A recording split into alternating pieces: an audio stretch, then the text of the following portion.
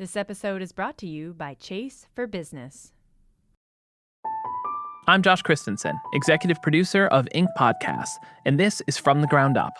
Today, we have a panel from this past year's Inc. Founders House at South by Southwest, where staff reporter Chloe Aiello sat down with actor, producer, and entrepreneur Lili Reinhart. They discuss how her struggle with acne inspired her to launch a new skincare company called Personal Day. Enjoy. Hi, everyone. I am so thrilled to introduce our next guest.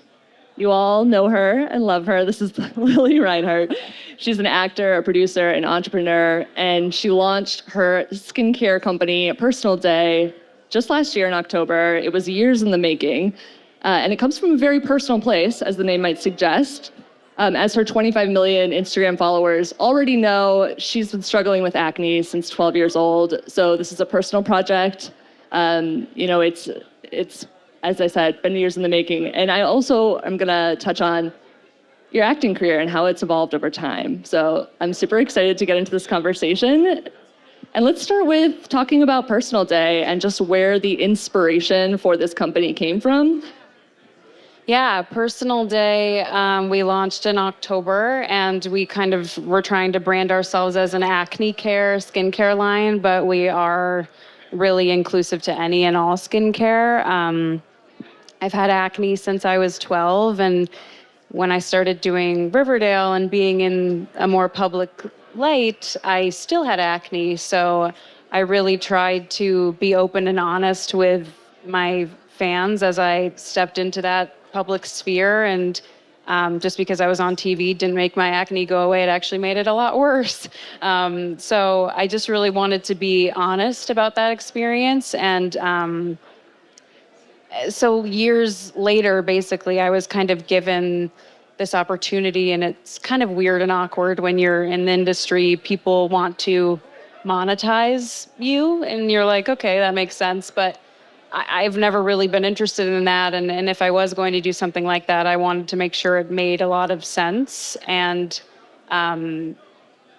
so I'd been given opportunities to kind of start random brands. And I was like, no, I feel like when you see a celebrity brand, including me, I roll my eyes because it's like, okay, well, does that thing actually work? Or do they even care? Or where did it come from? Or how is this an organic story? But I mean, I have had acne since I was 12, and it's been a very personal, hard experience. And so the idea of a skincare line actually felt really organic and nice and authentic to me. So I said, yeah, let's do it. And this was like 3 or 4 years ago, and I kind of had to find the right team around me. And at first it didn't really work because I thought, why am I doing this? And why would I put products on the market that already exist and work? Like, why do I need to raise my hand and add something to an already very overcrowded market?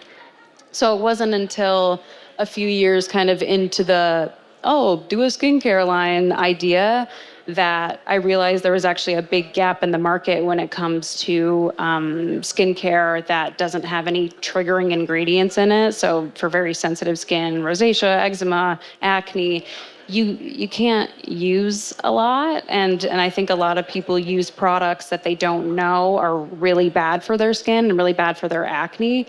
So the line started to make a lot more sense when I realized, there's actually a place in the market for a line that's purpose is to not have any acne triggering ingredients in it. So that's where Personal Day was really founded on that, which was that kind of missing link. But then also bringing in the conversation of mental health, because acne to me has always been my worst nightmare. And my mom is here and she knows, and every time I've had a huge cystic pimple on my face, which is often, I would tell my mom, I don't want to leave the house. I can't do this. I've been crying, in my bed because I don't know what to do with myself because my skin looks so bad. And I really wanted to bring that pillar of mental health into any brand or any that I was going to do. And skincare and acne, and it just made sense. Like, acne is so hard, and you feel left out when you have acne. I see all these beautiful influencers on TikTok with their glass skin, and I'm like, yeah, bitch, you look good without anything on your face. That's not me. I need foundation, and I don't just wake up with that, put an oil on my face and okay, still have acne. So I think I want acne to be inclusive and create fun products for people like me who feel often like, my bathroom shelf has to be like dermatology products and not these cute, fun things that everyone else can have. So that was a really long answer to you, just kind of asking generally, but so the products that my line aims to create are inclusive for anyone and everyone's skin, but that are safe for people like me who have acne-prone skin and still want to have fun with skincare. That was a great answer. Thanks. But when you're starting a company, especially, as your core area of expertise has been acting, it can often be challenging to find the type of support and the right people to provide that expertise that you need, particularly in an area like you're discussing, like skincare that has a lot of specific ingredients. How did you build a team, and who is it that's on your team that has helped ensure that you have the right ingredients for the right skincare? Yeah. Also incorporating that mental health element that you mentioned. Yeah, I mean, again, I tried building this skincare line a few years ago with a completely different team, and it didn't work because it just didn't have meaning. So I was like, I'm not just going to create a brand that doesn't make sense. And I started working with an esthetician whose name is Sarah Ford, and she does Megan Fox and Ariana Grande and these beautiful big people. And I started working with her, and it was sort of a light bulb moment where she said, I've been on Accutane twice, and still the acne came back. And she said, well, have you checked the ingredients of what you're putting on your face? And I was like, oh, no. And that seems so obvious, but I wasn't. And so I brought her on board, and I have an amazing CEO, Sheila, who is incredibly experienced in this field. And we have an amazing, I think she's 24-year-old social media manager who's incredible and does so well. So I'm surrounded by women, which is lovely. And the founders of Tula actually have helped me create this brand as well. But again, I tried making this skincare line a few years ago with different people, and it just didn't work because they weren't scrappy enough. And we didn't have $10 million to just run and go create anything we wanted. We really had to build from the ground up and be scrappy. So I had to find people who were willing to be scrappy with me. So, imagery on our website and from our photo shoot is from my film camera that I bought for $200, and get the film developed in Woodland Hills, it's very, I don't want to say grassroots, but I had my sister take photos of me today on my film camera wearing this mask that's a part of my skincare line. So I'm just always, we're cheap, and we're new, and we're cheap, and I'm cheap. I don't like spending money. So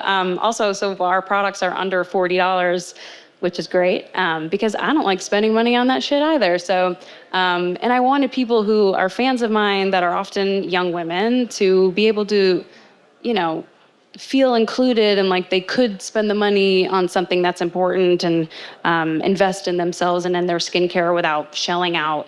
By the way, these $200 moisturizers that are out there, that shit is full of shea butter and oils that break you out. So just because it's expensive doesn't mean it's good. So check your ingredients. That's important. Well, we have on personalday.com an ingredient checker. So you can copy and paste your ingredients of your makeup primers, that's a big one, or foundations, and put it in the website and make sure it tells you if there's a pore clogging ingredient in there.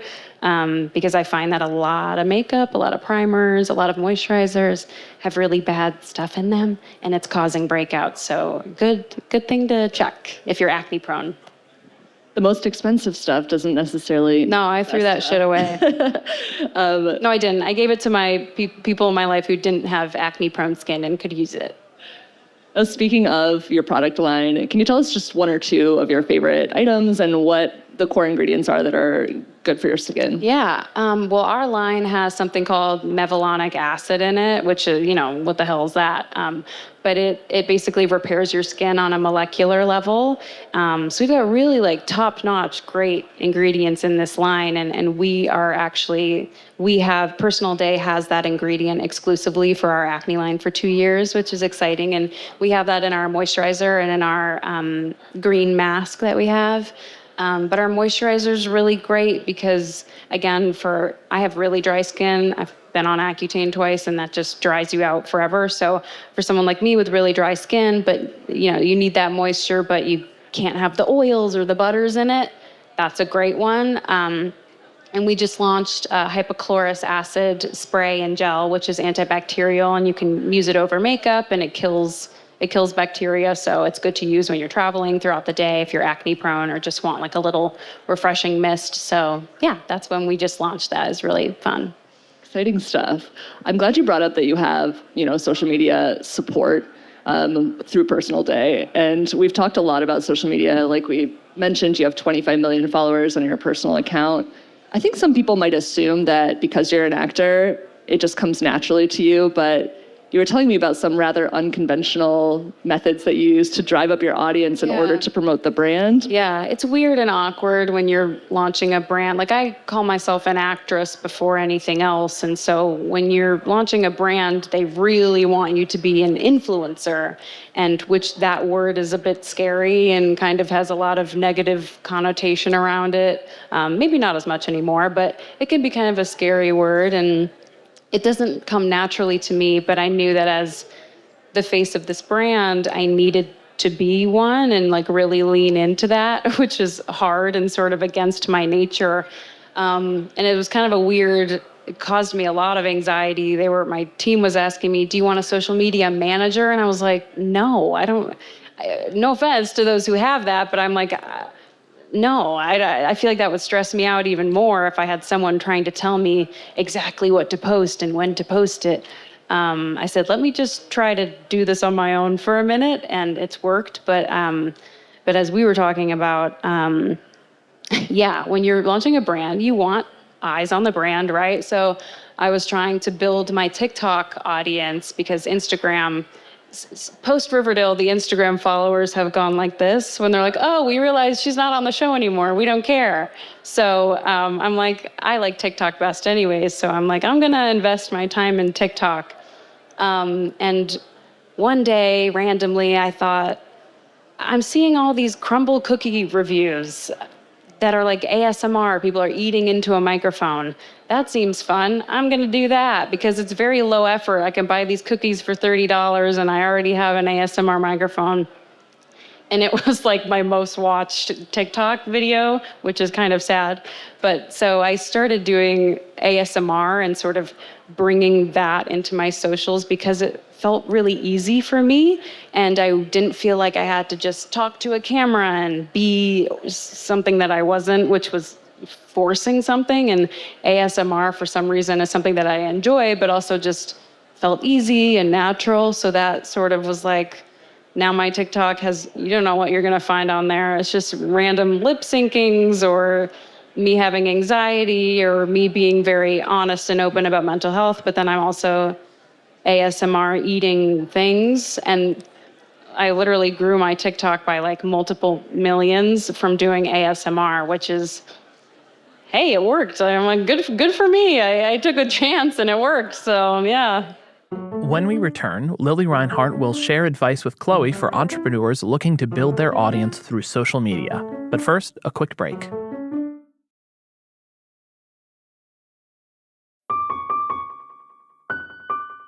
Aside from perhaps using ASMR videos, Yes. what tips would you give to entrepreneurs looking to build an audience and promote a company or a brand using social media? Oh gosh, I mean, I do think it's weird, and I've seen people talk about it on TikTok. You wouldn't have thought, 10 years ago, being an entrepreneur also means being an influencer. Like those two things maybe shouldn't go hand in hand, but they kind of do now, and they sort of have to, and you really have to be your own advocate. So I've seen people say on TikTok they had to post 10 times a day before they got a following, and I think consistency is definitely key, to keep people engaged and active. But finding a platform that I don't know, you get the most response out of. I get the most response out of my TikTok following. And so I put a lot more effort into a TikTok than I would an Instagram post. So I think just seeing who's responding to me and reading the comments, which maybe I shouldn't be doing, but I definitely do. I want to know how I'm perceived, which is terrifying, but so I guess just finding your community on socials and seeing which one clicks and then investing your time into that rather than maybe trying to spread yourself too thin across every social media platform. Now, on your personal, social media accounts, you've been very candid about your acne, about your mental health. How are you wrapping conversations about mental health together through Personal Day? Well, we have a therapist, mental health professional who's on our board. Her name's Dr. Courtney Tracy. She just came out with a lovely book. We knew we wanted a therapist and someone who really was an expert in that field to be on our board. Because we're a young brand, we're still trying to create our roots and figure out how we really want to show up in the mental health space. Weirdly, you kind of need money to do that, to start a foundation or to, donate to things. And we're a baby. We just launched in October, but I think mostly for right now, at least with our socials and with what I can do, we really just want to acknowledge and sort of feel like a big sister as a brand that sees you and sees the acne experience and knows that you can feel left out when you have that experience. And we want to make acne not as miserable as it is because it fucking sucks. So let's try to make it maybe a little bit more joyful or have an aesthetically pleasing, calm ASMR cozy TikTok that you can watch for 20 seconds that might lift your spirits a little bit or just make you feel seen. So I think that's, for right now, what we're trying to do in our mental health space until we can, be bigger and better and kind of be more influential. We've been talking a lot about the benefits of social media, but there are also downsides. As you well know, you have a film premiering today at South by Southwest, American Sweatshop, in which you do explore those themes through your character. Can you describe what it was like portraying that and what sorts of conversations about, mental health and social media use that you dove into? So for those who don't know, the movie American Sweatshop is about a girl who works as a content moderator, and that's someone who basically sits at a desk and goes through all of the flagged videos that people have flagged on Facebook, Instagram, whatever, and has to watch them and deem if they're actually inappropriate or not. So it's a very traumatizing job for these people. Real people do this because AI, computers can't do it. The movie kind of talks about it, but computers and AI can't do it efficiently. So humans have to watch these horrible, horrible things that people post online to make sure that your viewing experience on socials is not graphic, even though certain things slip by and we see horrible things on there. But so the movie follows a girl who does that as a job and comes across a video that deeply disturbs her and traumatizes her. And I think I really was taken with the script and responded to it because I, along with I think everyone, has seen or watched a video or seen an image online that's really stuck with them in the worst way. And I think it also speaks to how today we're a little unnaturally numb to the imagery we see. I deleted X off my phone. Fuck that app. I'm not having that on my phone. We shouldn't be seeing these things and then go about our day. It's weird to see a violent image of, whatever, someone dying right in front of you on your phone as you're eating your breakfast. I think that's not how life was supposed to be and how we were supposed to digest things. And yet we do, and it's kind of normal to us, and it shouldn't be. So I think I wanted to do this movie because it talks about that, and that's uncomfortable. And I think that those, movies that talk about things that kind of make you squirm a little bit, I love that. How, if at all, has portraying your character in American Sweatshop changed your personal social media habits, and what would you recommend people take away from it once they see it? I think for me, this last year, I've tried to distance myself a little bit from socials. I think, and I've been saying, like, no one knew what the word algorithm was. Like, we weren't saying that word the way that we are now. And it's so built into our, if you're in socials and whatever, kind of our everyday language now, which is kind of strange. But how you can see a TikTok algorithm, the videos you like and engage with, you get more of. So I think I've tried to engage with the things that make me laugh and make me happy or are calming, and so that I don't keep getting these horrible other things that pop up out of nowhere. So I think I'm not a genius beating the algorithm. I think I'm just trying to go with the app and like and engage and save things that are happier and lighter, so that when I do end my day scrolling on TikTok, which I do, I am seeing things that are making me laugh and that are making me happy and not giving me existential dread at the end of the day, which I think can happen when you do engage and watch those 2-minute long horrible videos. TikTok goes, oh, they like this, let's show them more. So just trying to almost get ahead of that algorithm thinking and maneuver your way around it. Definitely some actionable tips in there. Yeah. Well, I want to talk more about your career. So obviously American Sweatshop is a bit of a departure from Riverdale, which really launched your career, is the reason that so many of us here know you, but we've also been watching your career with anticipation as you sort of grow and evolve as an actor. What's it been like charting that evolution, especially while contending with the challenges of the past few years, like a pandemic, the writer's strike? Yeah. What's that been like? Horrible. In the best way. I mean, yes, I was on a show for 7 years and could only do so much when I was on that show, when you have 2 months off and you kind of want to have a life, but you're also like, I need to keep going and further my career. So post Riverdale, I shot a mini series that was at Sundance this year that will hopefully be out this year or next or soon.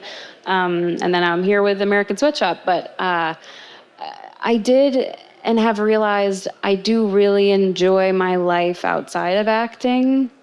And so I think I love being home in LA, and I love my personal day venture. It's been really lovely, and acting is definitely still my number one passion, but I'm very selective about the things that I do, and I have it's a great privilege to be selective in a world post-strike, post-COVID. There's just like nothing that's shooting right now, and I've done only indie projects post-Riverdale, and those are a bitch to make and get made. So I'm right now, not right this second, but after this, shooting a movie in Toronto that I've been attached to for 2 years, because it took 2 years to get the money. And it's just like, indie film is where my heart is, but it also breaks my heart because it's so hard. But that it's definitely, I think I've kind of dealt with post Riverdale. People are like, where are you? Where have you been? Your career's fallen away. It's like, well, sure. But I also, doing it, at post Riverdale, anything you do after that, unless you do another YA show, is going to be a big pivot. It's a big career pivot, and that takes time. And so I've just been taking my time, and also indies take a lot of time. So it's like I've been working, you just haven't seen it, but they're slowly but surely coming out. But I also, have a production company, so I've been working on developing a lot of things, and Personal Day also was, a big passion of mine, so that was taking up a lot of time as well. But so I feel happy to be here. I was happy to be at Sundance to kind of be like, hey, still an actor, still here. But, I don't really, I'm kind of, you really do feel this pressure of be relevant, stay relevant, keep going, be in these commercial things, be in people's faces. And when you love indie film, that's just not going to happen. So I've sort of just been experiencing that the last few years. But I want to do this until the day I die. So I really just am not in a rush. I'm not in a rush, and I want to film things that matter and mean something to me. Yeah. Great answer. Yeah, thanks. Speaking of projects, are there any recent or upcoming projects that you're excited about just coming down the line for you? I have a lot that a lot of indies that we'll see. But I am shooting in Toronto right now. My attachment hasn't been announced to it yet, but it's a really fun genre movie, and I love genre, so that's really exciting for me. And then actually, I do have a horror that was announced called Bad Boy that is a horror that we'll film later this year. So I've got this year will be busy, and I'm really excited. But I'm like, I've got so many other things. They're just not announced yet, and actually, who knows if they'll even happen. So we'll see. We'll be waiting with anticipation. Thank you. And when you're an entrepreneur, you always have to think about what's next. So what's ahead in the future for Personal Day? Where are you trying to or aiming to take this project? Well, for Personal Day, we wanted to make sure we launched with people knowing that we were really acne safe and like acne focused. But now we want people who don't have acne to feel also included, because anyone can use our products. And see a lot of comments where they're like, well, if I don't have acne, can I use this? Yes, it's safe and clean for anyone. And so I think for Personal Day specifically, just with our product launches in 2025 and 2026, trying to be more, I guess, inclusive to any and all skincare types, and making sure people know that you don't need to have acne to use our line. So it's, open arms to anyone.